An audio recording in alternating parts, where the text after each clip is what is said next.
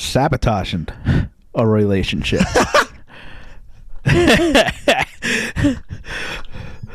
Cut the clip. Like, Oh my I god. mean, what do you think about that shit? It's a setup. It's a setup. It's a trap. Trap. I do this shit every time. Every time I look at it, I go full retard mode. So there's a play button, and I'm so used to just clicking that because it makes sense. But then I'm like, well, if you want to start, just press record. Yeah. So that's where it goes. It's pretty funny. I think this time though we'll start off on the sports topic just because we could really dive into this one. Yeah, especially with how the outcomes happened. Yeah. So you were right, but I do want to say, I've had time to think. That's just, it's like, I know how you're feeling because how the game went on Sunday, man. So here's the thing. I've had time to think about it, and I'm still just as angry. Nothing has changed. I'm furious. Like, I actually, like, that's all I was saying, too, like, on, like, every social media. Like, I mean, obviously so, but, like, on everything, like, I went on TikTok a couple times, and, like, there was a couple videos that I want to show. I'll show you it after. Obviously, I'm not going to show it now. But, like, they're just, like, clear calls that didn't get called for the Bengals. And I'm just, like, fucking... Like, I'm just getting angry over here. I'm just like, what is going on? It wasn't the best ref game. There's a couple things that you got to look at as well. I mean, the refs weren't very good. But the Bengals did themselves no favors either. I agree. Like, come on, you can't give up 5 sacks. Joey B's throwing 2 interceptions. He's thrown into double coverage. It was just a poorly executed game plan that the Bengals kind of came out with. Yeah. That, you blame all the refs all you want, but essentially you still got to execute. And I think they just fell flat when it came time to execute. Yeah. No, for sure, I agree. You can't. I mean, that's why I jokingly start off saying, like, my feelings haven't changed. But, like, I thought you were going to talk about the Eagles game first, because, dude, you were losing your fucking mind. Trust me, that game right there infuriates the soul right there. I was, like, losing my shit. I then, at that moment, realized, and you know what, actually, it's more so, I told you just down there, like, it's just the fans. It's not more so the team. It's the fucking fans. Like, they have zero class, zero respect, and they bitch about everybody else. But I'm like, dude, you are the worst of the worst. The fucking dirtiest of the, like, I just saw some shit, like, they were, like, throwing eggs at fans and, like, beer and, like, they just have no class. They could never just win a game and be like, good game. They have to be dicks about it. They think that they're fucking the best team in the league, which, in my opinion, they're fucking not. I'm sorry, but, like, This is why I get angry with them. So the fans want respect, right? Like, in terms of this past win, they're like, oh, well, we fucking beat San Fran. We're going to the Super Bowl. For sure. I'm glad that as a fan, yes, you should be excited you're going to the Super Bowl. My thing is, they get so hyped up. Like, it's not like they beat San Fran like, oh, Brock Purdy played the whole game healthy and he just shit the bed and the defense lit it up. No. You played a fourth-string quarterback who literally has played, 14, 15 seasons, and that was his first playoff game in a hostile environment. Yeah, no shit, he shouldn't do good. I mean, if Josh Johnson came out hooping like Geno Smith, I would have been like, what the fuck? Like, there would have been no way. That wasn't going to happen. Yeah, like, he wasn't going to write back at all. Like, there was just no way that was going to happen. So I'm like, and then when Brock Purdy comes back, he can't even throw. So as a defense, you already know what to expect. Okay, every play is a run. So what the fuck do you want credit for? You want respect for what? Being a team that they didn't even have a healthy quarterback? I mean, and in the first half, they didn't even really cook like that because at the time, the 49ers defense held it together, but that's only going to go so far until you finally reach a point of, like, the defense can be like, what the fuck are we playing for? Like, we're trying our ass off, but, like, this is a good team offensively and defensively. So, therefore, like, we could play great defensively, but it's not going to mean shit if our offense can't do anything, which that's going to be the case. I mean, Josh Johnson is not going to beat the Philadelphia Eagles in Philadelphia. No, not at all. Yeah, the score... I think it's maybe a little bit more lopsided than what the game was. Mm-hmm.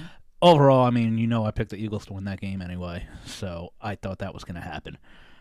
But I know it hurts me saying it because I fucking hate the Eagles too. But in the trenches, man, dude, their offensive line did a fantastic job, and their defensive line is just insane. They're virtually unblockable because they have so many guys that can go out and make plays. And yeah, Josh Johnson being in there, a fourth-string quarterback who has played 15 years for 18 different fucking teams. Yeah. Brock Purdy comes back in late in the game, and he can't throw. Like, literally, he, tore something in his elbow. So, yeah. Yeah, you know they're running the ball. Yeah, it's going to be really easy to game plan for that because you know what to expect. They're running the ball. They can't pass. Yeah. I honestly would have put Christian McCaffrey in like a Wildcat situation because at least then you have take Brock Purdy just out of the game. If all he's doing is handing the ball off, that's just a dead player to me. Yeah. Like, put McCaffrey in so he can run or give it to Debo or something. Maybe add an element that they're not expecting. Yeah. Overall, the Eagles, despite the fact that the Devonta Smith catch in the first quarter, I saw Eagles fans saying, okay, yeah, maybe it wasn't a catch, and if you take that away, we still won 24-7.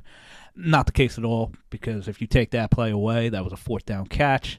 49ers get the ball kind of at midfield. You don't know what happens. The entire everything after that changes. Yeah, because this is first quarter. It's not like that was third quarter. So when people are like, oh, well, if you take that away, we still win 24-7, you don't know about the butterfly effect. Because you change one thing, everything from that point after now changes. Everything. Yeah. Do I still think the Eagles win the game? Yeah, I do. Were there some calls for the second drive that the Eagles got that made them go up 14-0 that I thought on third down it was like ticky-tacky, and I was like, damn, they're really kind of helping the Eagles out? Yeah, I did. But ultimately, the 49ers just, in the second half, they just stopped playing, really, because, as you kind of mentioned, man, the defense showed up the first half. But when you are down to, your fourth quarterback who hasn't played at all. And then even he got injured. Yeah, and then he gets injured.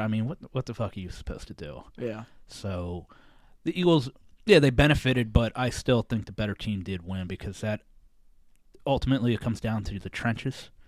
You could have all the playmakers in the world. The 49ers have all the playmakers in the world, but, man, if you can't block, and the 49ers offensive line was having a hard time. You can't put a tight end on fucking Reddick. What are you thinking? Yeah. Like, who the fuck came up with that idea? The Eagles just balled out offensively and defensively on the line. Yeah. They just dominated the trenches, and if you fucking win the trenches, you're probably going to win the game. Yeah. And they did. They dominated, but I can't call them the better team just because, like I said, that's just the thing. I'm not saying because it's Philly and I'm just like, oh, fuck them. No, it's nothing to do with that. Like I said, I have no problem sitting here right now being like, if Brock Purdy played that whole game and it was just like Philly fucking won 31, whatever the score was, 31-7, 38, whatever it was. If they had won it like that and he played, I could be like, bro, that fucking congratulations. Like, y'all hooped the fuck out. You proved why you should be in the Super Bowl. But, like, I'm not going to give kudos or flowers to a team that you blew out a team that you should have blew out at that point. If you're playing with a fourth-string quarterback and Purdy comes back in and he can't throw it, and then they finally do throw in McCaffrey at fucking, which is too little too late. It's already, like, fourth quarter, like 5 minutes left. Like, that, dude, you should win. I'm sorry, but, like, your defense is going to thrive off that. Any defense should. At home, you're going to feel like, oh, they got a fourth-string coming in, and he's never played a playoff game, and we're home? Oh, this is easy. And it is easy. I'm sorry, but, like, most quarterbacks that are fourth string are not going to come in and cook you. No, even you think about it, Brock Purdy, he's a third stringer. Yeah. Like, he's not supposed to be playing. He's a third string. The two, Trey Lance and Jimmy Garoppolo went down. So this is a third string going into the game. Or he was playing for the last 8 weeks or whatever. Yeah. But, I know you don't want to, but they was supposed to blow him out after all that happened, and they did blow him out. Like, that's the kudos you got to give him is the fact that, hey, this is now the expectation, and you lived up to the expectation. They still beat them in dominating fashion, which they should have after Brock Purdy went down. So, say what you will, but you have to respect that because if it was a closer game, then you could really look at it and be like, see, the Eagles really aren't that good. You could barely get it done against a backup's backup and a team that was just hurting, but they didn't. Instead, they went out and they fucking dominated because, well, they should have. Yeah. So I guess that's why I just typically do. I'm strong on it. Yeah, no, and I get it, and it sucks because you're not an Eagles fan. I'm not an Eagles fan. We know Eagle fans that are just fucking absurd. Yeah, some of them are, but you know what? I think the media perpetuates that a lot. Because some Eagle fans I know, shit, our friend Tommy, man, like he could be a little bit of a fucking airhead sometimes with it, but for the most part, like, he's respectful. The people that I work with that are Eagle fans, they're not hooting and hollering and shit like that. And a lot of them even look at it and be like, I hate the rap some of us get because the masses are fucking throwing eggs, which Man, them motherfuckers are like $8 I a know. dozen. So Who the stupid fuck's for it. throwing? Throw them to me, man. I'll fucking catch them and put them in my pocket. Sweet, thank you. Just all of a sudden, you get a little kangaroo patch. Just I got ham and eggs tomorrow morning. Thank you, guys. Like, damn. The fuck's that beer's like that shit's fucking $15 goddamn dollars. Like, right, damn. Yeah. I want to be friends with y'all. If you can throw this shit like it's nothing. They're just disrespectful and annoying. I fucking despise them all. And you know, yeah. You know what else is funny? Like, so you know how they keep showing the clip of the fucking opposing fans putting their jersey on the Rocky statue? Oh, yes, Like, yes. yeah, they keep losing. When are they going to learn? When are they going to learn? Bet you that the fucking Eagle fans doing it. Yeah, probably. There's probably some guy that lives in Philly like, yeah, fuck it. Let's do this. Throws a Viking make it seem jersey, like throws it's a that. 49er jersey on it, and he's like, oh, the disrespect. It's like some asshole that lives in Philly. It probably is, man. They're all ridiculous, dude. Like you said, it is a shame that there's some out there that aren't that bad, but like 75% of them are like on some like ridiculous talk. They win like the first game of the season, and they're just like, nobody can beat us. Well, you only played one game. Fuck you talking about? Like, they go so crazy sometimes. I'm just like, bro, please come back down to earth. Like, please, just I'm begging. So It's also tough for us because we're Giant fans living in the Eagles' backyard. So naturally, it's like there's already like a extra feeling of like resentment towards it because we deal with it on such a basis where like it seems like it's so blown out of proportion to us. Yeah. But yeah, I've been to an Eagles game as a Giants fan, and you get some hazing and shit like that. Like, and that's to be expected. You expect that as an opposing team fan. Yeah, for sure. But you shouldn't have to fucking go in and worry about getting beer thrown on you, unless like you're inciting all the shit. Like if I walk in and I'm like, "Fuck all y'all, you fucking faggots! I'm gonna fuck your mom" or some shit like that. Yeah, okay, you're gonna get what you deserve. But if you're just going there to watch the game, you're like keeping to yourself. You should be able to cheer for your team. Like it shouldn't be like that. Like if like your team scores a touchdown and you get out of your seat and you're cheering. You shouldn't have to worry about a bottle getting thrown at your head for that. Yeah, for sure. At that point, it's just like, dude, it's really not that deep. I mean, calm the fuck down. Like, it's a game. We ain't getting paid. Yeah, so, we all paid hundreds of dollars just to be that's here. What I'm saying, exactly, to be here and watch it. Like, come on now. That's just what it is. Like, it's just something only I feel like, do. Like, you could probably go to most other stadiums and, like, I'm not saying there's not other, like, heckling or whatever like going on. Oh, there definitely is. I've been to plenty. But I'm just saying, like, Philly is definitely, in my opinion, the worst of the worst. Because they'll be the only ones that they gotta be dicks about everything, rub it in your face, and they think they're fucking good shit, and they're really not. So it just, that's really what it is for me. They're just annoying. Yeah, and it's funny because I've been to other stadiums, and the games we've gone to, like, I've been to a Dolphins-Falcons game out of conference. These teams play each other every 4 years. Nobody gave a shit about these two teams when we went there, and right. You don't really think there's going to be much heckling going on because teams, they're not rivals. Yeah. But I feel, if it was an Eagles, Chargers game, two teams that have no rivalry, barely play each other, and you went in as a Chargers fan, you'd still have to worry about some guy in the parking lot screaming at you, "Go fuck yourself, you fucking fag, bitch-ass motherfucker." And it's like, bro, we have nothing to do with each other. Like, I get it if it's a Cowboys fan and it's like, yo, this fucking guy, but it's like, dude, he's a Colts fan. What? What are you on? Like, they haven't even had a quarterback since fucking Andrew Luck. Like, why are we heckling him? Jesus Christ, who the hell cares?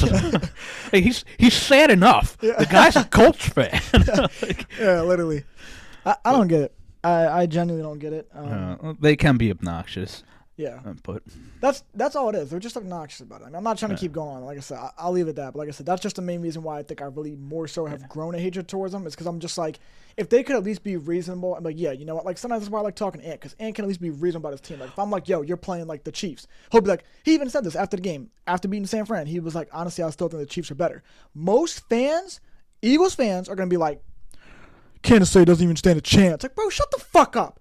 Go sit back in a box and think about what you just said, dumbass. Like, you're talking about playing Patrick Mahomes right now. You know what, though? I feel like that's if you had a group of them and said that. It's like people, if you break them down and you individualize them and you talk with your friend Ant, or you talk like my buddy Mar, who's an Eagles fan, or the guys I work with, if I just talk to them one-on-one, it's like they're calm and they're like, no, we played a great game. But, yeah, the Chiefs are going to be – I mean, they're the Chiefs. It's going to be a tough game. Yeah. But if you had a group of them all together and you said that, It's like, no, Eagles are the greatest thing since sliced bread. Yeah, I would suck Jalen Hurts' dick if he was here. Like, holy shit. Guys, calm down. But yeah. It reminds me of that scene in Men in Black. I don't know if you've ever seen the movie. Yeah. Tommy Lee Jones goes to Will Smith, and he's like, listen, you can't tell a group one thing because people as a whole are barbaric, and I don't remember how the quote goes, but like, they're barbaric, insane, and they'll fucking kill each other. Exactly. But if you tell an individual, they actually have intelligence. This is true. The problem is you can't go and speak to each person individually, so you got to speak to them in masses, and it's just chaotic. Yeah. It's like, Jesus, man. Yeah, they're something else. But yeah, I'll give the Eagles kudos. They played a great game, and well, obviously we're going to talk about it. I do think there'll be a tough test for the Chiefs. I didn't say. Yeah, I don't think. I'm not saying it won't be, especially because the Chiefs' defense compared to the Eagles' defense is ass. So I mean, that's the one benefit tremendously for the Eagles in their favor. It's really just a matter of offensively. I mean, can the Chiefs, just kind of. Can the Chiefs block them? That's the biggest point for me. I mean, the Chiefs do have a good O-line too, so that's obviously the better. Like, I personally think they have a better O-line than San Fran. I mean, San Fran really only has like two good guys, which is Mike McGlinchey and then Trent Williams, and those are just your tackles. And the inside guys, I don't think are really all that. So I mean, that's kind of where Philly thrives, is on the inside. I mean, they have weapons all around that defense. I won't sit here and not say that. I just, like I said, they're just loaded on that defensive front, man. Me just being a dick, I'm just not gonna give them respect. You gotta put your I know you are. You gotta put your feelings aside. Like, I didn't want the Eagles to win. I said that on the last episode where I fucking want the Bengals to play the 49ers. I had no interest in the Eagles or the Chiefs making it. But it's just Eagles, man. They're just clicking. They're just clicking in all the right ways. It's okay. Well, here's another thing too. The only thing that really bothers me too is like the NFL has a way of just proving that it's rigged sometimes. Like, I'm glad we're actually talking about this. I actually have a little bit. I just wanted to say though, because like, okay, so I was telling my dad like this will be the first Super Bowl that two black quarterbacks will be playing off against each other. That's history, right? Yep. So of course they're going to push for things like that. Okay. Also, Travis Kelce, Jason Kelce, brothers playing each other. I think that also might be history. I could be wrong. That's the first time ever. Right. So once again, history. That's all they care about. Any way they can push like a crazy good storyline, they're all for. 100% correct. And people that don't want to believe this, I urge you, go online. I mean, there's documentation of this shit. Like, you can read up on this. The NFL has gone to Supreme Court on a couple occasions, defending the fact that they are sports entertainment, and not technically professional sports. There is a difference between the two. WWE is sports entertainment. Yeah. What that does is it reserves the right to manipulate storylines to help them garner the most interest and what they think would bring up the highest ratings. Much like the WWE, your championship matches back in the day with Stone Cold and The Rock. Yeah. Because those were the two most popular guys. That's who people wanted to see fight. Yeah. So we're going to manipulate stories. Now, of course, the WWE is much different where it legitimately is scripted. And they know beforehand what's going on, what's going to happen, developing storylines. The NFL, I don't want to say the word rigged because it makes it sound like before the season starts, the owners all have some fucking meeting in some Oval Office. And they go, okay, so listen, this year what we want is the Patriots to go 12-4 and play the Chiefs. Chiefs going to come out in the AFC Championship game and play, the Eagles or whatever, I don't think it's like that. I think they kind of just let the cards fall where they may. The season plays out. And then when it gets down to crunch time like now, that's when you start to think that there may be slight manipulations in the way maybe the game is called. That still, I mean, the game is played. Players have no idea. Players are playing their ass off. They're not involved in this. And not even all the refs are going to be involved in it. It only takes one ref. You just fucking buzz them and be like, hey, listen, if you think you can make a pass interference call because the game's getting out of hand, go ahead and do that. Because we'd like to have Jalen Hurts play Pat Mahomes in the Super Bowl. That is our ideal situation. Yeah. And if we can influence the game in a way that makes it more possible, we're going to do that. Now, if the 49ers come out and just beat the shit out of the Eagles, then the 49ers do that. I mean, it's not like they're going to be able to manipulate it in a way where they're going to ultimately decide who wins. Yeah. but they're going to be able to do enough to maybe influence, and much more so in the Chiefs-Bengals game than the Eagles-49ers. I think they wanted the Eagles to win, and once they realized that the Eagles had a comfortable lead, all right, cool, we can let this game go. Yeah. The Chiefs-Bengals one, it was kind of like, all right, we got to make sure nobody pulls away here because we want to make it to where the Chiefs have a chance to win this game. Yeah. If they don't, they don't, but they're certainly going to do what they can in their power because, like you said, first time 2 black quarterbacks are going to be starting the Super Bowl. 2 brothers. Yeah. Kansas City, Philadelphia, much higher interest than a team from Cincinnati. Then you bring up the fact that Andy Reid to play his former team. Andy Reid's a coach. I mean, so many more compelling storylines, Yeah. and it garners interest. The biggest thing for the NFL, one, it's a business. Yeah. And they want to make sure the Super Bowl has its highest ratings and most views. For sure. So they're not trying to capture us or people that are watching this who are NFL fans. We're watching the game, don't matter who's playing. I don't care who's in the Super Bowl. I'm watching the Super Bowl. Yeah. We're already hooked. We're in the boat. Yeah. They need to get the casual fan, and the way to get the casual fan is you got to have the person that is the most interested in the NFL, which is Pat Mahomes right now. Mm-hmm. People who are casual fans know who he is. Yeah. The Chiefs are the most dominating team in the last 5 years. That makes the casual fan interested because they can recognize the Chiefs. Same thing with the Eagles. Eagles have a massive nationwide following, and people know the Eagles. Jalen Hurts is a MVP runner-up. Yep. So, yeah, that game is going to garner a lot more interest than a team like the 49ers going into it or the team like the Bengals. Now, if those teams ball out and win, they win. But, yeah, the NFL I definitely think the NFL does have an agenda. Yeah. I mean, like you said, more so obviously down the stretch. Yeah. It's not like it's like all year long. They're like, No, let's pull this game. No, it's just, towards the end when they're like, we can make a story out of this one right here. Like, naturally, stories are going to develop on their own. Yeah. I mean, the Brock Purdy thing happened naturally. It's not like people are like, okay, Jimmy G, you're going to get injured week 8, and we're going to let this. No, it's not like that. That's fucking insane. So when people think rigged, no, that means everything's fake. No, it's all real. Yeah, You're watching grown men compete. You're watching grown men get injured. You're watching grown men bust their ass to try to win a game. For sure. But if you really watch it, sometimes there are situations that happen that just have to cause your eyebrow to go up. I mean, I think about going way back when the 49ers and Ravens played in the Super Bowl. Mm-hmm. Yeah, that was a compelling story. You had 2 brother head coaches. Yep. The NFL wanted that shit to happen. Mm-hmm. And then that game was kind of getting away. And then what happens? Blackout. Are you a team that makes billions of dollars and has a multi-million-dollar stadium can't get its lights to fucking work? Yeah, it's always tricky, in the biggest game of the year? Yeah. Come on, man. Like, that shit, no. Come on, man. They're like, this might start making us lose viewers. We don't want a blowout. They never want a blowout. Yeah. So, yeah, the lights go out for 45 minutes. Yeah, exactly. Who got paid? Somebody got paid to fuck up. Hey, man, mess these light switches up real quick. Yeah. It only takes a phone call. Yeah. And I'm telling people need to read up on this because the shit's real. Like, oh, for sure. They are sports entertainment, and when you look up the definition of sports entertainment, that's exactly what it is. Yeah. So my thing is, like you said, more so with the refs in the Bengals game. Like that one was more so out of hand. I feel like because the Eagles one, most of those calls were like.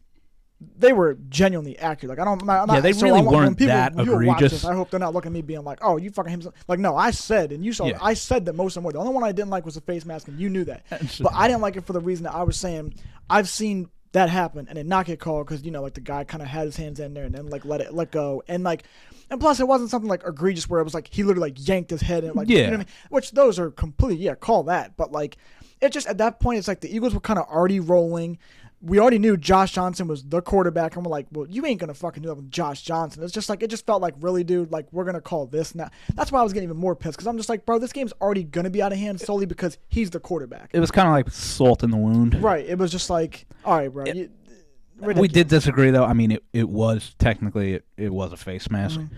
The one that I really hated was the roughing the punter. Oh, yeah. I would have, you got to call something, but the guy kind of got blocked in. He didn't hit his plant leg. Like, it's 4th and 6. Just call the running into the punter.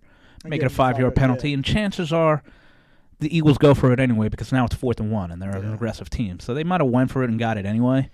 But, the game was kind of already getting out of hand at that point. But it's like, that's that's just solidifying the fact that, okay, we need to make sure the 49ers are buried. Yeah. Which that's why I just didn't like it. It's like any chance of it potentially being a game. It couldn't even have been one because the refs were just like flag. That's why I'm just like, you know what? Fuck you guys, bro. Like, you know what? Like, I fucking hate this. I hate watching it. I'm still sitting there watching it because I'm just like, fucking please, God, do something. Like, I know, yeah. Like, there's always that hope that they can come back. But with the Bengals game though, it was extremely aggravating because I just like you're watching it, and I know the one that we both probably got pissed about, really more so me, I know, but like. The third down call where that fucking, it was like they allowed the play to happen and then they all come out whole freaking after the play already ran, and they're all like, oh, we were trying to stop the play. You had one ref. Yeah, the back judge all the way behind everybody. Yeah. And he ran out like 5 yards and then just stopped. Right. And then meanwhile, it's like, okay, but you have 20 fucking refs in general out here, but you're telling me that you couldn't stop, and you give them an extra down. Like, it's just shit like that aggravates the soul. And then there's like another play that really irritated me. It was towards the end of the game, and Joe Burrow's like under pressure and he throws it. It's like towards Pirine, but they labeled it as intentional. Granted, I know the next play was like 3rd and 16 and they still converted. But my point being, you still push them back, and that still affects a team. That might have been a play call they wanted to run the next play. You know what I mean? So it's shit like that. And then there was a similar play where down the stretch, Mahomes did a same exact thing, and it doesn't pass the line of scrimmage. It's barely close enough to Travis Kelce, but it's the exact same play basically, and they don't fucking call it. So it's shit like that where it's like, nah, bro. It's just like, as a fan of the game, like, I can't respect that. You know what I mean? Because it's like, and then what irritated me more than anything is like, okay, so before the game, I think one of the Chiefs players had said, like, they were like, oh, like, in order for this to be considered like a rivalry, we had to have won a game. Like, we hadn't even won a game yet. Of course, they won a fucking game, and they're all like, oh yeah, what's all that? Burrow ahead? Like, okay, bro, you're glad you won one game. Like, you're down 3-1 in the series right now. And really, if the refs didn't help you out, you probably would have lost again for the third time. Like, I don't know. So, I mean, like I said, it's just shit like that where it's just like, fucking Luka, and as a joke, Luka said this in the NBA where, like, everybody acts tough when they're up. And it's true. Like, when you're up, you want to talk your shit. You weren't talking that shit when y'all lost those 3 games. Yeah, like, y'all had to sit that ass back down and be like, damn, we get humbled every time by Joe Burrow and the Bengals. Yep. Like, I don't know. So I don't like shit like that because I'm just like, bro, calm down, bro. I hear you. And yeah, I think there was a holding penalty on the Bengals at one point too. That was just kind of like late in the game where it's just like, damn, they converted and now all of a sudden it's a hold. Holding to me is the worst because you can call that any fucking time you want. Every play. And that's why to me it's like, all right, yeah. Not that the fix is in, but all right, the agenda is showing right now. And, yeah. I mean, there's holding all the time. Every play you watch, there's a fucking hold. It's just whether or not they decide to call it. But once again, I mean, while I agree, I do think it looked like it was being called in a way to benefit a particular team who did wind up winning. Bengals still did some bonehead shit. I'm not denying that. That penalty at the end on Mahomes, he's out of bounds and you push him. Like, that's pure stupidity. Yeah. NFL loves that because they're like, okay, cool. Now it looks like it was actually legitimate instead of us trying to manipulate it. But which that one was for sure.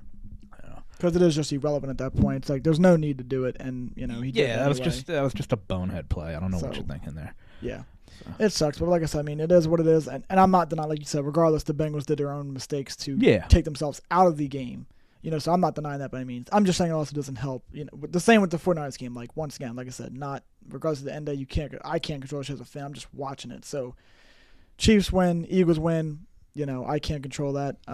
Just wish it would have been a little less with the refs fucking throwing some of these penalties. It's just like, all right, dude, like, because they're already talking about it. Like, now, like, the NFL has now talked about how they know that they're gonna have to like go over some things over the offseason because the fans have been bitching about it. You know what I mean? Like, about how the officiating was. So now it's like, bro, fix your fucking refs. If you want to, there needs to be like a test. Because the fans are catching on to the fact that, this shit's kind of manipulated. If you need to, just like they make you like, there just needs to be some kind of fucking test to be a ref. You shouldn't just be allowed to just get on up in there and become a ref. I don't know what they make you do or whatever, like classifications you got to have, but like, bro, if you're going to call a flag, please actually be an accurate call. Like, I know you can't get them right all the time 24/7. I'm not saying that, but like, I'm saying like some of the ones that they'll call, it's just like, bro, what are you seeing? Like, please tell me, because I must be fucking Stevie Wonder out here because I don't know what the fuck's going on. I mean, well, I don't know. We're complaining about the refs and saying how bad of a job they do, and the NFL is always like, oh, we're going to address it.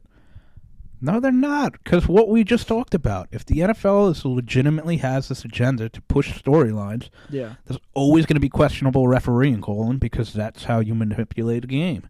So as much as we say these refs suck, the NFL loves it. They're doing their job. It's just I'm sure they're they do. probably doing it a little bit more sloppy than they'd like, to where they're trying to be like, oh, yeah, no, we got to address it. You fans are right. The refs are fucking up. And they're probably just behind closed doors. Guys, listen, I know you guys got to fucking do this, but, like, let's try to make it look legitimate where... Yeah, so it's not as obvious. Yeah, we're making it too obvious. But you think about all the big games. Like, go back to the Patriots-Jags game a couple years ago in the AFC Championship game. Jags were dominating that game. Yep. Dominating the game. And then, 4 minutes left, not even, before the half? All of a sudden, the Jaguars get called for, 6 penalties. 4-on-1 drive, a ridiculous pass interference call that gave the Patriots the touchdown. It's like, they had the fumble that they would have had recovered for a touchdown, Yeah. but they ruled it dead or whatever, which it was a fumble. yeah. And it's small shit like that where you don't have to manipulate every play in every game. It's just enough to be like, okay, we help push momentum back to the Patriots now. Yep. Let the cards fall where they may again, and if it gets out of hand, we come back in.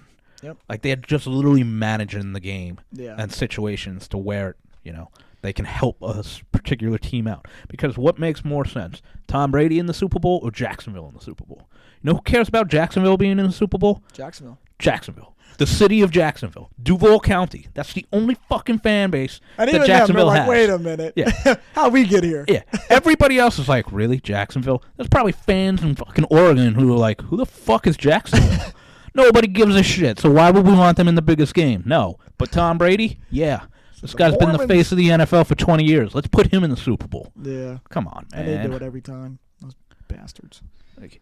Mark our words, you'll probably never see Cleveland play Detroit in the Super Bowl. That will never be a Super Bowl. Yeah. Well, because Cleveland will find a way to keep fucking themselves every year. The franchises are just fucking abysmal to begin with, so they fucking shoot themselves in the foot like Plaxico, but it's just, the NFL's just like, nah, like, we don't need that. It's... That's pointless.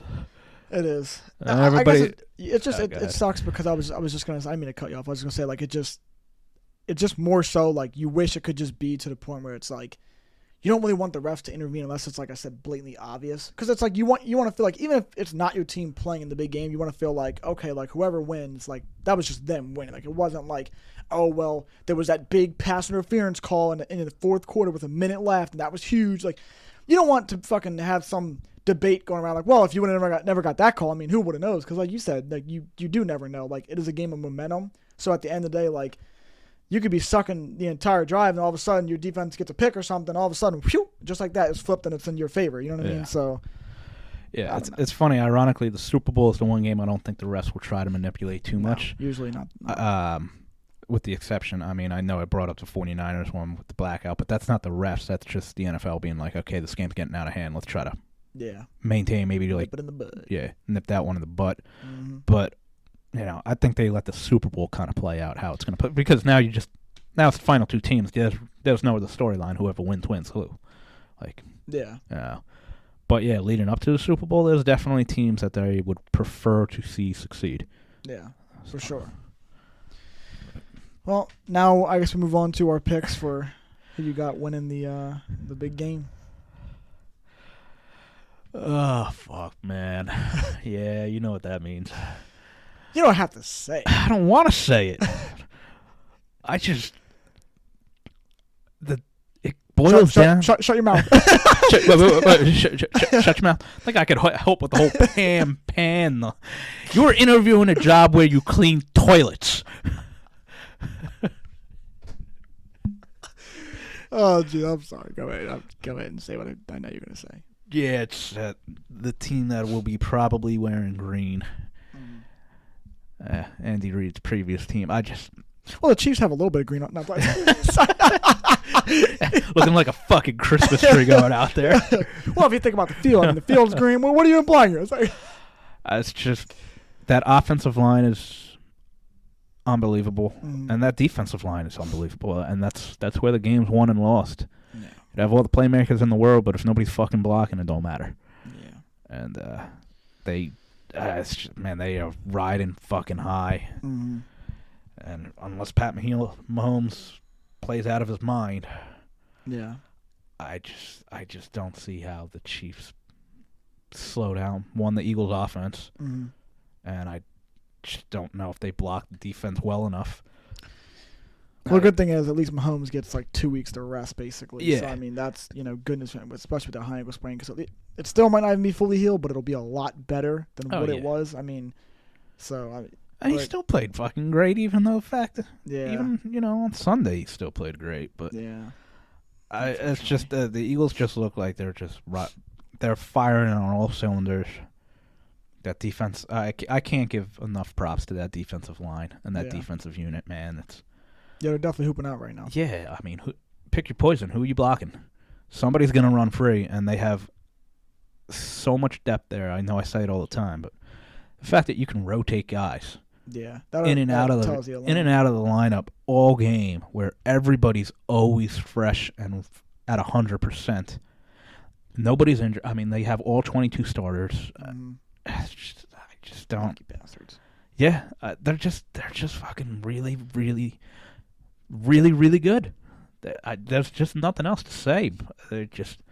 I don't think it's going to be a blowout or anything like that. And I'm not trying to fucking stroke the Eagles' ego here. But they're a solid team. It seems like it. It's like I'm just trying to be as unbiased as I can. No, I'm just fucking around. You know. And just as a fan of football, I mean, you try to find the weak link in that team, and it's difficult, unfortunately. I mean, yeah. I mean, find it for me. Let me know. I mean, what? Their punter? I don't fucking know.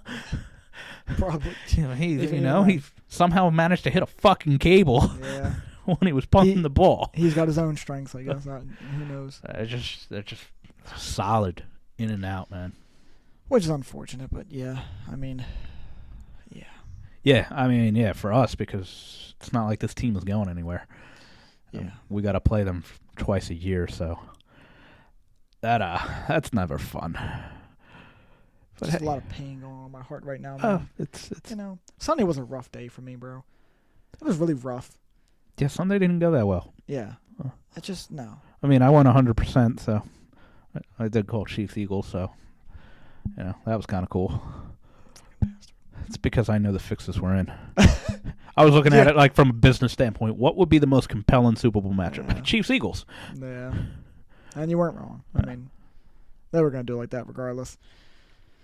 That's fucking pain. I would pray to God that Mahomes fucking throws for like 1,000 yards. And do you have him winning? I don't really know who I winning, to be honest, because I think it's the same as what I thought with the 49ers and Eagles. I thought that was an equal matchup, in terms of, like I said, just they're both good offenses, both good defenses. Obviously, the Chiefs, it's not the same because their defense is trash. And then you have... Well, they got a good pass rush. Well, they just played the Bengals, so I mean, that kind of... that doesn't really count. I mean...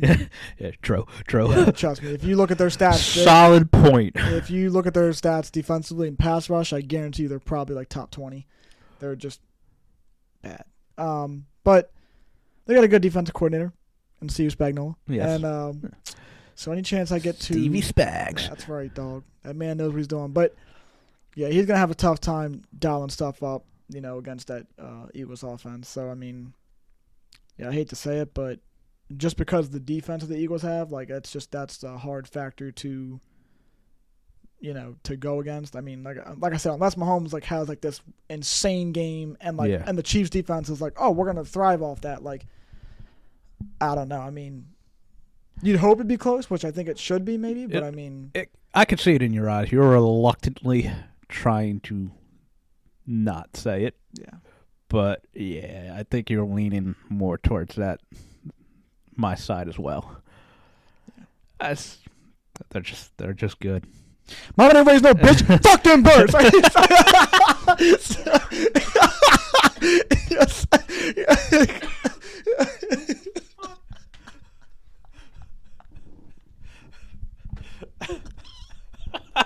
I came out of nowhere. Mama didn't raise no bitch. Oh my gosh. Yeah, fuck Philly, but you know what? Those damn dirty green birds.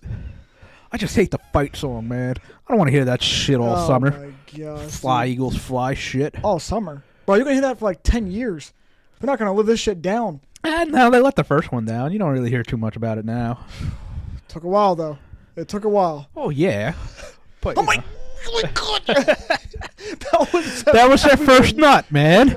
Come on. Oh, man. Bro. Remember the first time you got laid? When did you stop talking about it? I'm still talking about it.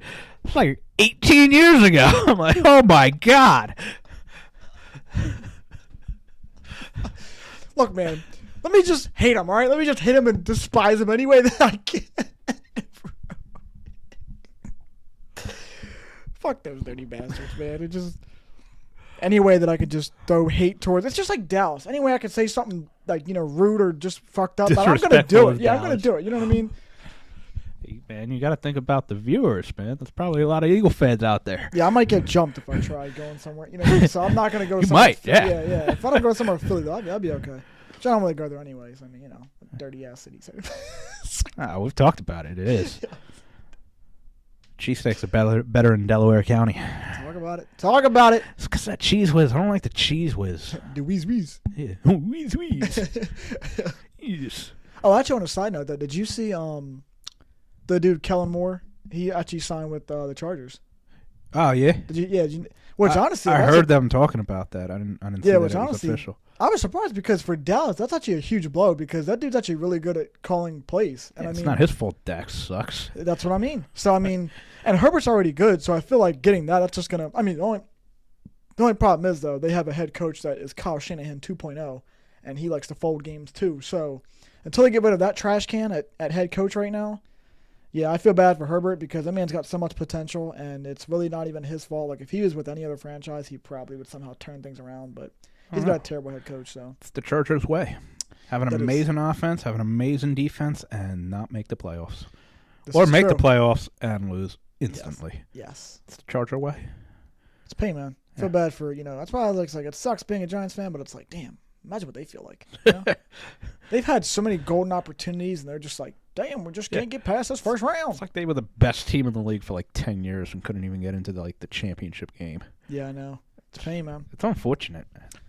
Yeah, really, especially because there's certain guys you always wish you could see win it. Like for when Phillip was there. Like honestly, I would never have been offended if Phillip Rivers would have won a championship. But like, I would have loved to see Antonio Gates get a ring. Like that would have been like he's LT. Yeah, or LT, like stuff like those guys like that. I mean, they're just good talent. I mean, it just sucks that sometimes as good as you can be, it's like when you stay somewhere your entire career, it's just like, you're hoping like, oh, next year will be our year if we don't make it or whatever the case may be, and then it just doesn't pan out that way. But yeah, so it's pain seeing shit like that, and unfortunately Justin Herbert would deal with that. Well, that's why the argument when people bring up, championships matter and how great of a player you are, maybe more so in the NBA because there's not as many players on a team where it's, 5 guys out on the court. One guy does have a much bigger impact. Yeah. But in the NFL, man, it is 53 guys. It's 22 guys offensive and defensive. Yeah. And you're going to hold a guy accountable because his team didn't win a Super Bowl. I mean, I get it. The quarterback, that's how we judge him based off of wins. But ultimately, it's like, really? We're going to sit here and actually say that Dan Marino wasn't one of, if not the best quarterback, like gifted-wise, like the ability to play quarterback. We're going to act like he wasn't the best one? Yeah. Because he didn't win a fucking Super Bowl? Mm-hmm. Joe Flacco won a Super Bowl, so he's great. Trenton Dilfer won a Super Bowl. He's great, right? Dude, a quarterback wins a Super Bowl every year.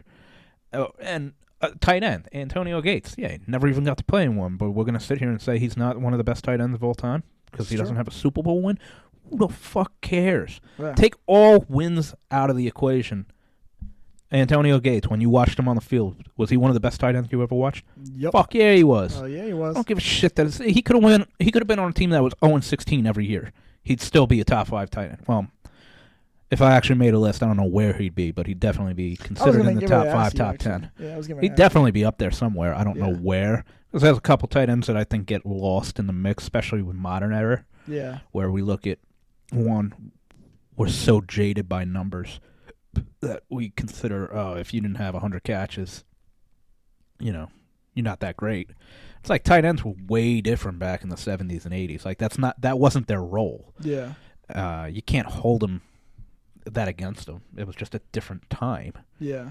So like a guy like Mike Ditka, who was putting up, he had like 1,000. I think he was the first tight end ever to gain 1,000 yards back in like the '60s. It's like that's unheard of back in the day because it was a different game. Yeah, way different game. Right. And it's like this guy was also an amazing blocker, mm-hmm. which tight ends don't really have to do anymore.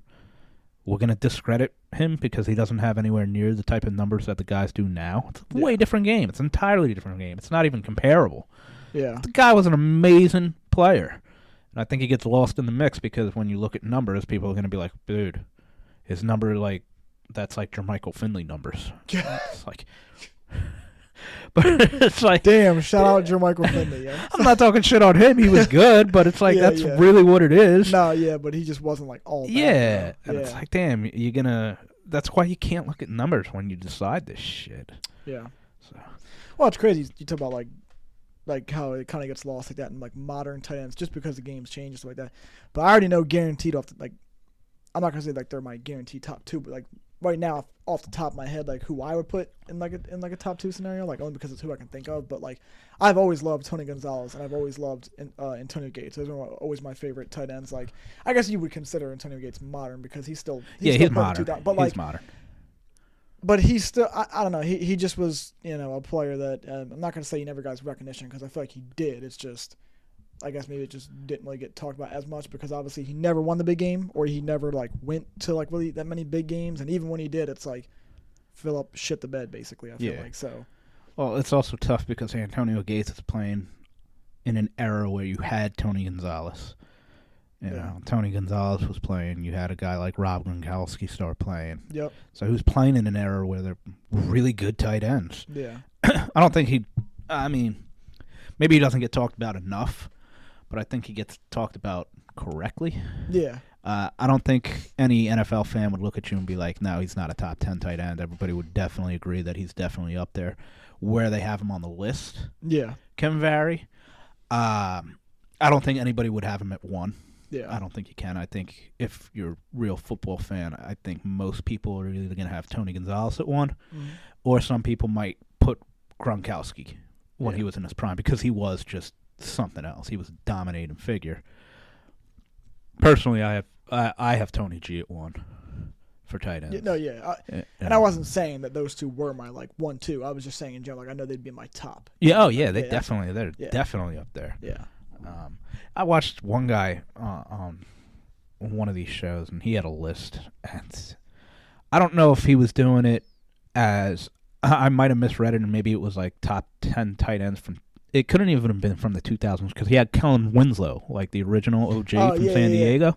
He had him on the list, and I'm like, okay, well that's an 80s player. Yeah. So this can't be from the 2000s. Every other tight end he had was from 2000. He had Dallas Clark at like 9. I'm like, bro. Whoa, Dallas Clark was fucking nasty. He was, but you're gonna have him in top 10 tight ends of all time. Like I said, I don't have a list prepared, but I'm pretty sure right off the dome I can name 10 tight ends that I would probably put above Dallas Clark. Yeah. Same thing. I love Greg Olson. He's really good, but come on, man. There's. He had Kellen Winslow, and that was like the only guy he had from past the year 2000. I'm like, you do know the NFL's been played for like 50 years, right? Like there's other players out there. You know this, right? There's like a guy like named Ozzie Newsome. I was getting ready to say him. Yeah. John Mackey, even I don't know if he's technically a tight end, but the guy Raymond Berry, he played for the Colts with Johnny Unitas. Now, I'm a history buff, too, so I know these players. I didn't watch these players, but, you just know them. Yeah. Yeah. Because, if I'm going to make top 10 lists, you got to include most errors. You don't got to go back to, like, the 20s. Yeah. But, at least there were some people. That's true. Like I said, Dallas Clark was great, but, now. Yeah. No, I get it, man. I get it. You switch it up, whatever. Gotta, like you said, gotta show respect to all the errors, not just one specific. Yeah. Because, like you said, there's even if you try to make one, like even if you have one right now, I'm sure there'll probably be something that you forgot about, and then later on you'd be like, oh shit. Oh yeah. Oh shit. Which that's always how it goes. Like you'll say somebody, and then you'll finish like your top 5, and then somehow, somewhere, you'll leave out like one of the best players of all time. Of You're all like, bro, time, what the fuck? Like, yeah, right. So it's just like, because you just start thinking, like, if you're really a fan of the game, it's like you'll know a lot of players. So sometimes and there's a lot of great people out, like great players out there. So it's hard to just remember. Yeah, I don't want to say remember, but I mean, like it's just hard in the moment to make a list on the spot. Without a doubt. Yeah. I think you know who like your number one is at all times. Yeah, like, usually for any you'll list know. you're making, like you usually have the top 3 guys. Yeah. But yeah, if you're actually diving into like a total top 10, yeah, you'll forget to mention like the guy that you would probably have at like maybe 7. Right. And like substitute him for maybe a guy that you don't actually have in your top 10, but he's just who you think of for some reason. So. Yeah, it's something else, man. So maybe you don't, but I was just gonna ask you this in general. Like, I didn't know if you know how last week we did the questions and stuff like that, or I think it was last week, something like that. I fucking forget these days. So it's all a blur, man. Yeah. But yeah, I just didn't know. Like, is there any questions that maybe you had thought about that maybe you wanted to like ask, or maybe there's something that is maybe like an opinionated question that we tried to discuss last week that. What, like sports-wise, or no, like just in general. Like, it doesn't have to be sports related. I mean, if there is one sports related you want to ask, you can ask. I mean, I just didn't know if. No, I mean, I usually leave it up to you for the questions. Yeah, this is true. And then we'll kind of go from there, and you let my fucking sadistic ass kind of ramble on, and then I'll just bring up a point, and we'll see where it goes from there. Because like questions, I'm always like, I don't know. I'm some terrible at questions. I'll always ask you like a yes or no question. You'll just be like, yes? Like, do you love your mom? Yeah. It would be like some dumbass question like, why the fuck are you drinking goddamn hot chocolate 50 times a day? Like, what the hell's wrong with you? I'm not trying to put you on blast, but he's got one now. I mean, yeah, I got the fucking bottle of liquor, but like... Yeah, you know what, alcoholic? Shut up. That's normal. I have things inside me that I'm trying to kill. Oh my god. He's battling demons. Be gone, Satan. Yeah, for anybody that doesn't know, that's like my go-to saying at this point. Oh, it's great. It's classic. I say all the time, and people just like, I think one day Rachel finally it was either Rachel or you like, did you just like hear that somewhere? Like, was that your own fucking thing? Come from? And I was like, I don't like recall it being like, I just think I just said it on my own, but I'm like, shit, I don't want to quote that because it's like, I could say that. It's like, well, hold on now, some history buff. Actually, if you date back to this time, this guy said it first. Maybe going back to like last week, because we kind of discussed, I got on that topic when we were talking about like Eskimo Bros. Oh god. And like how you feel about guys going after your ex or whatever it may have been. Mm-hmm.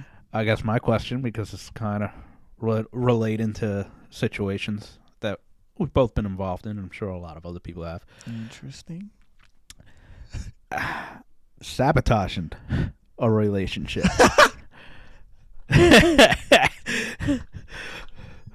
Cut the clip. Like, oh my god. I mean, what do you think about that shit? It's a setup. It's a setup. It's crap. It's crap. Guys, don't believe what he's saying. That's the liquor talking. No. Yeah. You know I had to bring it up. We were talking about it before, so I got to bring it up. I mean, dude, no shame in the game. All right. Here's the thing. He's getting at. What he's getting at here is because he knows my slime ball having ass was... Yeah, you call me the whore. It's like... All right, so... all right, well...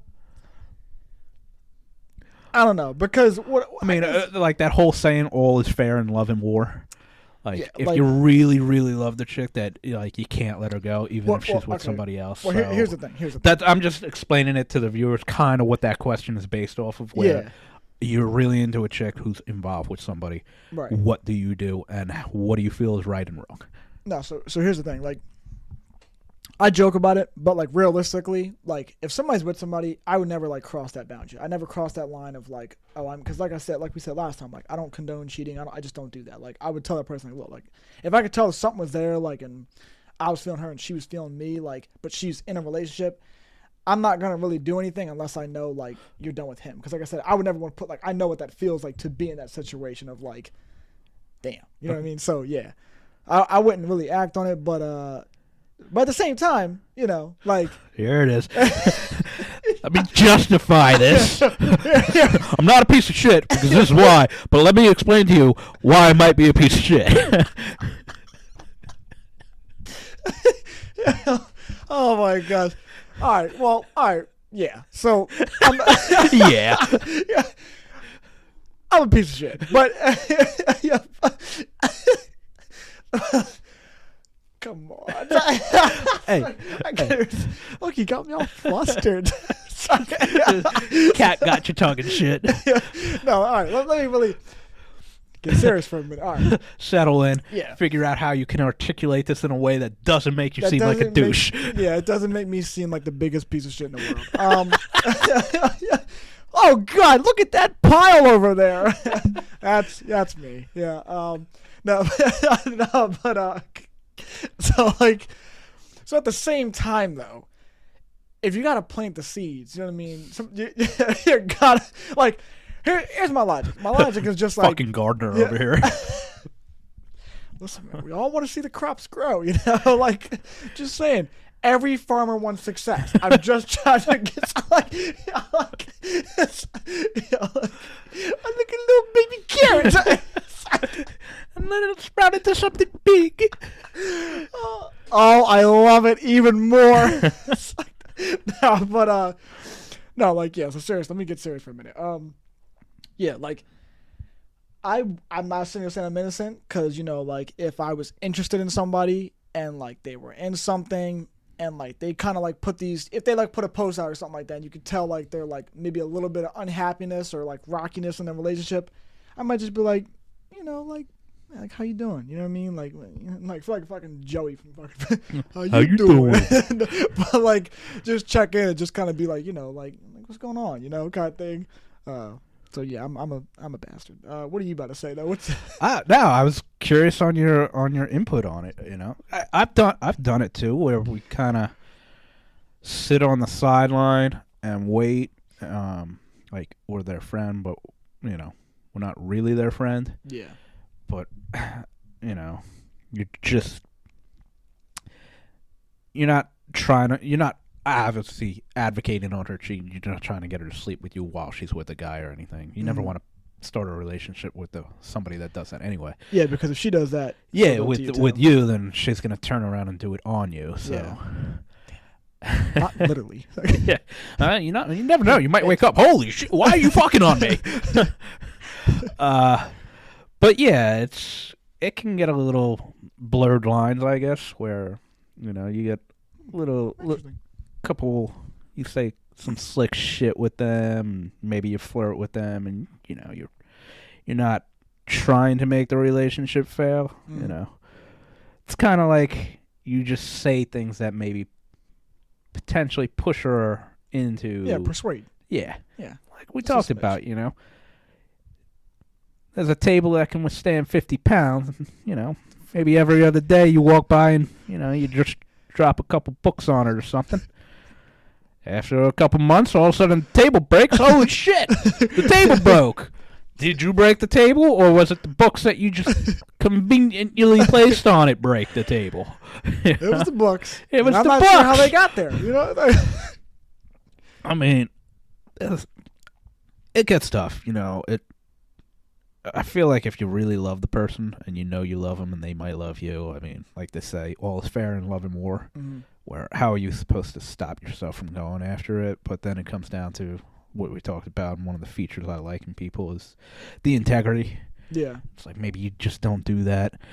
But, I mean, there's so many shades of gray in it because it's like if you win a chick like that, it's like you feel good. You got the chick that you wanted despite the fact that you may have sabotaged something else she had. Yeah, yeah. And you can look at it a couple ways. You can look at it and be like, oh, well, she left him for me because she knew that I was the better option. Right, yeah, yeah. So it's like, no, she made the right choice and, like, we're truly happy. And hopefully that's the situation that most people get into. But I think most of the time it's like you go after the chick. And this goes both ways. The girl could be going after a guy the same way. Mm-hmm. She's doing the same thing that a guy's doing. And you get him, but it's like, in the back of my mind at least, I'd always be thinking, man, if I got them to do that for me, who's to say that a year or two down the road that somebody else doesn't see that and do the same thing and then they do it to me? Yeah. You know. That's the whore in me. Yeah. It really the is. whore in you. Yeah. Oh, you're admitting the same thing, dumbass. Oh, yeah, but I've already admitted I'm a whore. Oh, my gosh. The viewers thought you were the good guy. Now all of a sudden they're looking at it and being like, hey, you know. Yeah, we know why these two click so well. They're whores. No, not whores. They're just maybe not good people. I'm not going to bring my chick around them. But at the same time, it's like, actually, you can because I wouldn't do that. Yeah. But, that's true. Well, to a friend. I don't know. It's just, dude, it's so complicated, man. It's just, to a friend. This shit's so fucked up, man. Yeah. It's like, I mean, it is, but like you said, I know I don't think either one of us truly will. In terms of like you said, if it's like you couldn't because just the whole idea of just like you said, it's just like well, who's to say a year or two down the line she wouldn't do the same thing to you? Like that's why I wouldn't do. Like I would make sure like look like as much as I may like you or whatever, and you may like me back, like I'm not doing nothing though until I know she's like done with that dude. Yeah, in my experience, in the end, it's never worth it. Yeah. It's never been worth it the times I have waited. I got burned the shit out of just last year by that chick that, you know, I waited for.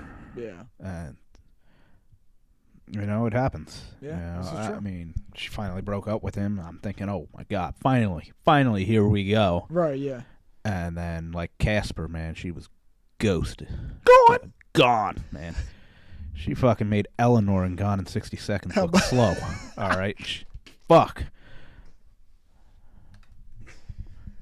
So. Dude, yeah, it's fucking... Yeah. And that was kind of the same thing. Like, I wasn't trying to sabotage the relationship she was in. Right. But I certainly wasn't doing it any favors by talking to her either. But I didn't talk bad on the guy either. Like, I never downplayed him. Yeah. Told her that he was a piece of crap and she needs to leave him. I didn't do any of that. Yeah. I was just me. She was just her. We vibed with each other. Yeah. We talked in a way that, yeah, you would definitely not want your girlfriend, and if you're a girl, you definitely don't want your boyfriend talking to another person of the opposite sex the way we were talking to each other. Yeah. Like, if you read some of the messages, you'd be like, yeah, we're done. What the fuck is this? Wait a minute. No, that ain't happening. Yeah, that ain't loyal. But, you know, and then all of a sudden it just fucking, boom, gone. Like, none of it even fucking mattered. Yeah. Oh. So, yeah, from personal experience, I don't think it's worth it. You got to find somebody who's just as single, lonely, and depressed as you are. It's true, though. Yeah, because at least you know the intentions are both real on both sides. Yeah, they're not burning somebody else. Right. Where all of a sudden guilt might come back into it. Because I think that's what happened with her. She felt so guilty. Yeah. Because before she broke up with him, we did do a couple things. Oh boy. And yeah, I think ultimately it might have just been guilt, and hey man, sick. Hey, I once again pig. Sorry. Yeah, I guess. Hey, we really liked each other, man. I'm fucked up. Yeah. I'm fucked up. We liked each other. No, that's dope. But yeah, then I think maybe some people just have that, like, seller's remorse. Yeah. Where they're like, oh my God, I left my boyfriend or I left my girlfriend. They feel guilt that they did something. You're the one they did it with, so you're the catalyst for their guilt. So you're the first thing that has to get removed. Yeah. Like, you're the reason I feel guilty because you're the reason I did some of this. You need to go. Yeah, that's unfortunate, but that's how it goes. So just if you are doing it, where you're planting that seed or putting those books on the table while somebody's in a relationship and you're waiting, you know, you're not perpetuating that demise, but you're certainly not fucking building anything to help it. Where I have never done this. Scout's honor. I have never done this. Says the guy who's never been in Boy Scouts. You don't get to say that. Scouts honor. Wait my a ass. minute. Yeah, I wasn't in that. Actually, is it even called Boy Scouts anymore? Probably something else nowadays. I mean, who knows? Like, fucking chicks complain. We want to be in it. Don't they have Girl Scouts? You all got cookies. Yeah, they got the cookies, like, man. What do you want to be with us for? We just go camping, and then our fucking instructor comes and touches our weenies. You get to bake cookies. Yeah, exactly. They're just selling cookies, and they're fucking phenomenal. Those cookies are good, man. Oh, God, how good. Top tier, dude. Yeah. Like, just, all of them, too, man. Like, crack in them cookies, bro. Fuck yeah. Literally. They're expensive as shit. Oh, yeah. Would you like to buy this one box for $50? Whoa, what the fuck's in these cookies? What are we talking about? It's $50 or your left hand. Well, I guess I masturbate with my right, so Oh, my God. I need the $50, though. That shit's going to buy me 6 eggs. Yeah. Oh, my God, man. That's something else, dude. Yeah. I used to be a big Thin Mint guy. I love Thin Mints. Yeah. But then, like, tag-alongs. Yeah, those are good, though. Tag-alongs are banging. And then I never had them because every time I hear coconut, I'm like, no, oh, gross. Dude, Samoas. Yeah. Oh, my God. Those might be the best ones. Hey, man, like I said, they're all good. They're genuinely good. I mean, fucking all of them. I mean, we're talking about the actual names when we should just be saying green, Yeah. orange, Yeah, purple. That must literally, because like you're naming them, and I'm just like, wait a minute, let me make sure. Which ones are those? But yeah, It's those, like Gatorade. Nobody knows their names. Oh, It's like, yeah. what do you like? Blue, red, True. yellow. Yeah. The only people that know the names of Gatorades are cops. I actually like Glacier Breeze. Cop, get out of here. Snitches. Yeah. Well, how do you tell the difference between the blue and the light blue? Blue and light blue, dick. Do you not know colors? What do you? What's wrong with you? Do you not remember the color wheel in fucking art class in elementary school? What is wrong with this kid? Shit, I'll even give you indigo. But you don't say the name. Primary and secondary colors, pal. Learn them. Yeah. Yeah. Oh shit! I used to put that fucking thing to that chart back in the day, yo. Oh, in yeah. Art class. Oh my gosh, dude. It's like, you know, like that video I showed you the other day, like that I had of myself and I only had that because it was like from a conversation. What were you, like 14? In Dude, that? I was like fucking. Well, how old are you in like 7th grade? I was probably God. like 13, 14, something like that. Dude, 7th grade? You better not be 14 in Hold on, 7th hold on. grade. What are you, dumbass? Well, yes, because I failed. So yes.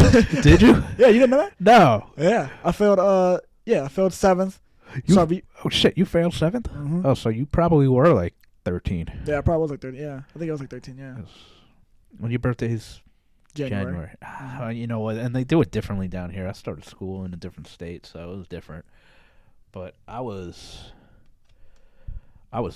13 going into my freshman year, and then turned 14 in my freshman year. Damn. Yeah. Like right in the beginning, I'm September. So. Yeah. But yeah, so I guess 7th grade I would have been 11/12. Yeah. Then 8th I would have been 12, 13. And 13. Yeah, so Yeah. 11, 12 in 7th grade. So Yeah. I guess if you're also born earlier than me, so yeah, you probably were 13, 12, 13. Yeah. Yeah. But it was just crazy, like looking at that video and seeing that shit. Cause I was like, damn, bro, like. You just look at how young you are, like, just and shit like that. I'm just like, damn, bro. I miss those fucking days, though. All right. Like, genuinely. I fucking hated school, but, like, yo, when I was there, though, like, just goofing around with my friends, like, dude, it's just, like, nothing was better than that. Like, Well, yeah, you can look back on it and be like, man, shit was easy. There was really no worries. Like, you were worried because you thought that was your world. yeah. It's like, damn, if I could go back to that, I would. I would do it, yeah. But like the whole thing, like when people ask that, if you could go back, would you? And everybody says yes, but it's like, hold on, am I going back with the knowledge I have right now, or are you just sending me back in time? Yeah. And I'm just that dumbass 12-year-old, because that dumbass 12-year-old is gonna do the same dumbass shit I did back then, like because I was dumb. Yeah. But if I go back with the knowledge, or at least some of the knowledge that I have now. Yeah, I'd fucking do it in a heartbeat. I'm scarred for life, man. If I had the knowledge I fucking had now and I went back, oh my gosh. I'd be shit. I'd invest in I'd be Google. in a long what you say? I said I'd invest in Google. Oh Google wasn't a thing when I was 12 yet. Like, Oh, damn it was still like Ask Jeeves or some shit. He had like a butler guy. Oh, he's really showing his age right now. Yeah, I'd be like, Mom, take all of our money and just put it into Google. What's that? Just do it. Do it. Listen to what I'm saying. Amazon. Dude, if I could go back with the knowledge I have, I'd be in a long, committed relationship right now as we speak, and I know it. Damn. Fumble the bag heavy. Must have fumbled it hard. The girl in the video. And she only got better looking. Yeah, I didn't really. That's fine. Either way, all you need to know I can't is really comment. I mean, I know she's of age now, so I could Yeah, probably say yeah. she's hot, but Yeah. like I can't well, say she's okay, hot but you based get what off I'm of that saying. But video. I'm saying you get what I'm saying. I'm getting at Creep! I'm saying at the time when I was that age, and we're the same age, well, whatever, like a year difference. But like, still, like, I look at it now, and I was like, Dude, I'll never forget this. What made me like? Well, this was like I was in like 10th grade one day, and I randomly fucking checked this because I was like, yeah, let me like I miss talking to this motherfucker because like at the time she was my best friend. Like literally, me and her were fucking tight, and I'm like looking like at the messages one night randomly, and I'm just like seeing it how like I don't want to say she was like making it obvious because she could have just been like I said, we were tight, so maybe she was just like, oh, like you're my friend, like I want you to be here for this thing, but like I could have been. You know how like quinceañeras are like big for like Spanish rap? So like, yeah. She wanted me to go there for that and be she's like a Spanish chick. Yeah. And she wanted me to go there for that and You'd have be like 8 kids right now. Yeah, bro, yes. Fucking yes. And I wouldn't even be You'd have a whole baseball team. I'm making prospects. You get a ball. Try something. No, but he's gonna be a soccer player. He is. Dude, I just like, oh my gosh, man. I fucking so mad at myself because she wanted me to go there for that and basically like be like we'd have been like dancing together like that. I already know like that's part of like that whole thing, and I fucked it up. Just me being me, like I'm just dumb and naturally. Yeah, and so that regret has lived with me for a very long time because I'm just like, wow, like I really fumbled the fucking bag, and it just haunts me every damn day. You gotta let it go eventually. Oh, no, I've let it go. It's just more so I look at it, I'm just like, wow, you really were an idiot. Like, it couldn't have been, like, no, like, bro, it couldn't have been more obvious. That's why I'm mad at myself. I was like, you really, like, I don't know why I was in normal classes. I say this with all due respect, I should have been with the special ed kids. When I like, don't insult them like that. Yeah, no, exactly. You're pretty dumb, man. I'm insulting them because I'm the real idiot here. Like, I should, like, and I'll probably get banned for saying, like, he's done. Take that video down. YouTube career over. But no, like, I mean that in a respectful way, like, not towards them. I'm just saying I'm so dumb.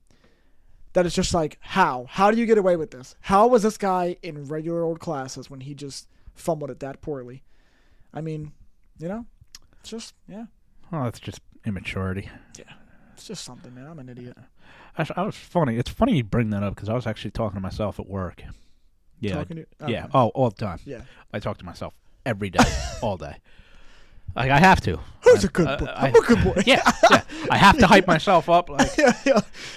Like, they always say, insane people don't realize they're insane, but if you're insane and realize you're insane, are you really insane? I don't know. All right, now you're going down a rabbit hole. I just know I'm not all there. Like, there's definitely some screws loose. Mm-hmm. I'm talking to myself about the same fucking thing. I was like, man, if I could go back in time, like, I would tell myself, yo, that girl that's ugly, go after her because you've seen her in the future and she is stunning and, like, nice. And the girls you're going after, just don't even bother. Like, yeah, somehow it's like that ugly duck syndrome, and like, yeah, it's something. I mean, not for all of them, but yeah, and it's like they're also like wonderful people. It's true because like you had they remember. Yeah, they remember. Like, I think ugly people. Okay, we're saying ugly is like, it's all subjective. Excuse me. Yeah. Whoever you find attractive is on you. For sure. Like, all right, universally considered unattractive people. Okay, there we go. Yeah, you kind of have to develop a personality when you're young. Yeah. And that sticks with you. Mm-hmm. And then all of a sudden they develop into, like, beautiful women. And they're beautiful and awesome. And you're like, yeah. Oh, my God. Damn, why didn't I just... Because I was ugly in high school. And, I mean, I didn't get much better anyway. Well, I was going to say, I was like, nothing really changed. Like... Burn! Burn! I like to think my personality is still, just as trash as it was when I was young, too. So, yeah, I'm just there's nothing redeemable about me. But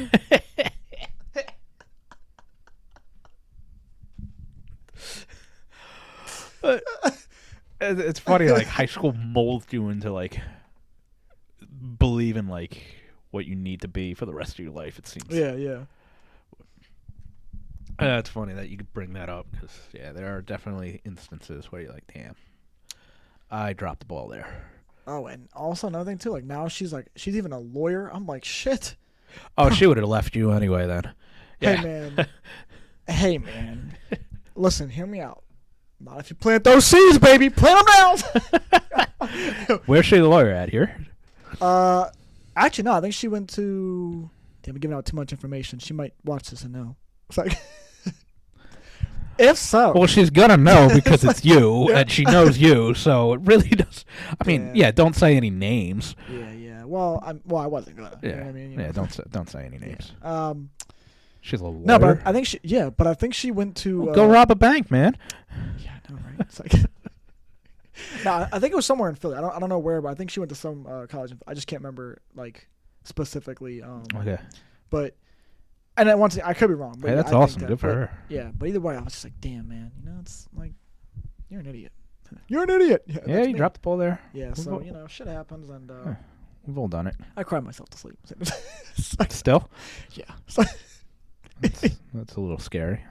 Maybe work on that. Yeah, I know. Yeah. That's what steers everybody away. It's a crime. Yeah, if I was a chick and I came over and you were crying yourself to sleep, I'd probably just get up and leave. Well, what do we do it first? I don't know.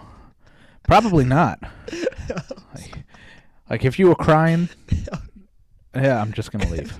But could you imagine though, like you were like if you were actually crying, like just say you've been with somebody for a while, you're crying. She walks in, oh, you're a bitch, and just walks out. Like it's like, damn, bro. I mean, I've had them crying when I finished, but that's because they're just so sad. How, wow. Like you could see the regret in their eyes in the middle of doing it. Oh no, fucking no, man! Don't tell me it was like this. They were just just fucking around. Yeah, they were instant. Oh damn it, regret. You know me. I just like to say stupid shit for laughs. No regrets. Now I always figure not even a single letter. Nope, it's my credo. I'm sorry, bro. Everything I quote is a movie some way or somehow, or I don't know. Yeah, because you have no original thoughts of your own. Yeah, exactly. Yeah, because as you've said, you're stupid. How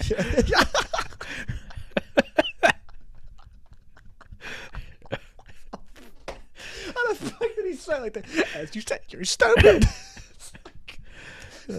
Listen, man, a normal moron. You don't say that. Fuck, everything I say is a movie quote, too. Oh, my gosh. Look, man, I've had a headache and a sore throat for like 2 months now. Oh, jeez, man. Yeah, we're... I heard one thing, though. What'd you hear? A couple days ago. I thought it was pretty cool. Mm-hmm. I don't know what the fuck it was. Whatever. Doesn't matter. Yeah. It was actually a chick that said it. Well, a woman. I gotta stop saying chick. I feel like that's like gonna be offensive at some point. Like I don't mean it to be. It's just like natural. It just flows off the tongue very easily. Yeah. But I don't mean it to be demeaning. It's just whatever. I know you don't. It's just natural. So she's talking about regrets. She's like, they're like, oh, you live your life with no regrets. She's like, that's the dumbest thing I ever heard. She's like, everything I do is regret. Everything. I regret everything, but that's what makes life so amazing.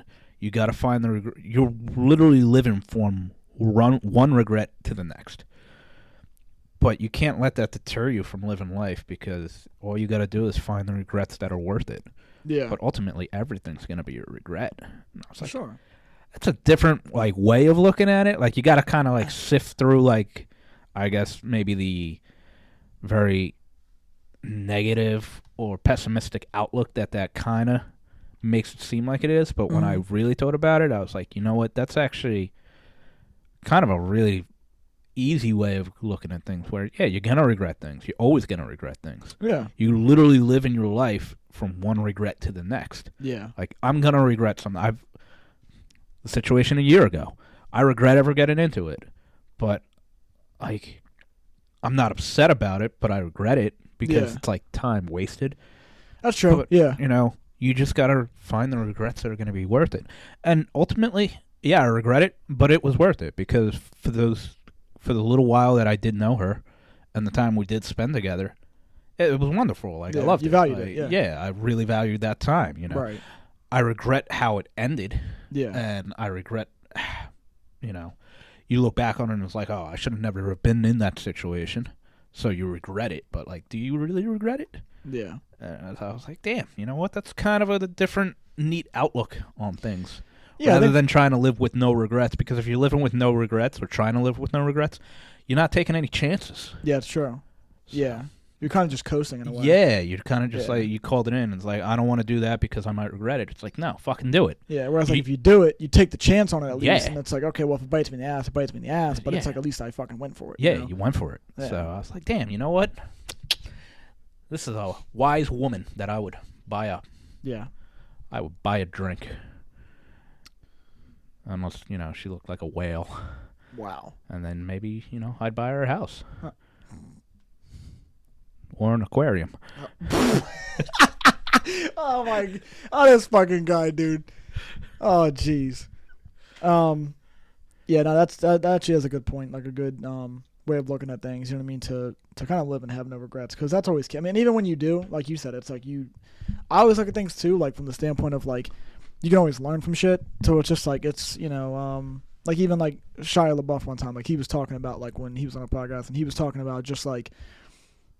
Not to make it a gender thing, like he wasn't doing that, but he was just kind of like, he was like, I feel like, part of being a man is like fucking shit up and letting that shit like die off and then like learning from it. Cause he's like, you gotta fuck it up a little bit and then you really figure shit out. You know what I mean? You figure out like whatever it might have been, like, oh, okay, that's what that relationship was. Cool, got it. Like now I know, or whatever the case may be, whatever situation. Like, yeah, you gotta go through shit like that, just fight through it and, yeah, live with no regrets. Yeah.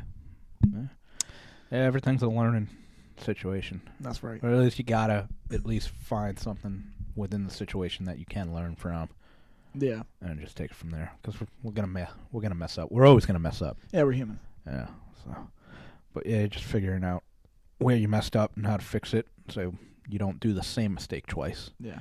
I like using the excuse that we're human. I cheated. I'm human. Yeah. I'm kidding, bro. I'm kidding. That one is. I'm kidding, bro. Oh, Lord. We're taking our context. He just said he wasn't a cheater. He doesn't condone it. And now he said it. So calm down, Karen. I wonder what, drives people to do that. To cheat? Yeah. I think they just have it in them. They're just I just think that, I thought we talked about this. I think they just have, that natural, they get off, I think, sometimes on being like, oh, this We got to have a cheater on the show. Like somebody who has cheated. I'll just call my ex. Yeah, you know what? Yeah. No, that we won't might. Want that bitch here. No, that might get hostile. She's a very aggressive woman. That's true. Yeah, we got to find a fun. No, we don't need her on the show either. There wouldn't be fun on the show, bro. we're saying fucking before you know it. Why did you cheat? One of us is reliving past hurt memories and shit. And we're in the corner fucking crying. What the fuck are you crying for, bro? I just remember yesterday. Man up, pussy. Oh my god. And there you go. Yeah. So trauma is just relived. Yeah, right. I guess there's a whole bunch of things that make people decide to do it. Yeah. Definitely there's a lot of factors, I think. But I think sometimes, like I said, I think people just get off on the fact of being it feels wrong. But for some reason, your body, it's it feels right. It doesn't feel right, but if you know what I'm saying. It feels so wrong that you're just it intrigues you to do it more, I feel like. It's really just temptation. It's just temptation, really. It's like that song, My Mind's Telling Me No, but my body is telling me yes. Oh, you're inside me. Cool. Wait a minute. Yeah, that's usually how it goes. It's like making poor decisions. You know what I mean? It's just temptation is so sometimes you like it and then you really fucking hate it. You really just hate it afterwards because you're just like, why did I listen to you? You're never right. You're literally never right. That was great, but stop. It's they always kind of make a joke about having an angel on your one side and the devil on your other shoulder. Bro, that's literally how it is. Sometimes it's in your mind, don't do this. This isn't the right decision. And on the other side, it's just oh, you want to do this shit. You dirty fucking whore. And you're just damn it, you're right. Yeah. Yeah. And then the temptation gets harder the more naked she gets. Yeah. You're like, oh, man. Now, with clothes on, I was 50-50. Oh, her shirt's off. Now it's 70-30. Oh, now my shirt's off. Wow. Okay, so it just actually went back to 50-50 because I got to work out or something. What a hole. And then she's naked, and you're like, okay, I guess this is happening. And then it happens, and you're just like, wow. Yeah. Oh. Yeah, that's... I don't know. I just... Like, I get it and I don't get it. Yeah. I guess if you're in, like, a loveless marriage or a relationship... Yeah. And you just don't feel appreciated, and you start feeling appreciated by somebody else, that drives it. Yeah. That sucks because, essentially, like, yeah, you're cheating, but the person you're on is... What do you do if they've given up? Yeah. I think, like... I'm going to end it up here, but I think for me, like, it would be, like temptation can only work for me if I was, like, single. Like, it could never work for me if I was with somebody. Like, I could never be tempted to go out and cheat or, like, just pursue something else. Like, even if I knew, like, this relationship, it's kind of coming to an end, like, I'm going to end that relationship before I start going, and fucking about. Like, that's just, I have respect for that person. At least do that and be like, yeah, we're done. Like, that's that, whatever. That's admirable. Yeah, but, when you're single, yeah, temptation, that shit's free game, dog. At that point, I'm just like, wow. Like, you know what? I'm feeling like a whore tonight. Come on over. You still gotta behave though. Oh, for sure you have to behave. You can't be going after married women or women in relationships and shit. I mean, doesn't mean you don't. I was gonna say, but don't be not fun. You shouldn't. If they go after you, that's a different game though. It's like hunting. Yeah. Like, you go for the deer, but I mean, if a deer just walks up to you and is like, "Hey, shoot me," no, sir, I'm gonna shoot myself, and then I'll actually tie myself to the car. Yeah, yeah, and just take me home. That's true. You got to take the deer home. Yeah, I mean, he gave you an opportunity. Yeah. This is a golden opportunity. Yeah, it's got to do it, man. Yeah, absolutely. Yeah, so we'll end it there. But thank you guys for joining us on another episode of The Intolerable. It's always fun, having you in there, bro, and just chatting away and getting riled up on the funniest of subjects and whatnot. Sometimes. Yeah, that's how it goes, man. You stay classy, San Diego. Oh,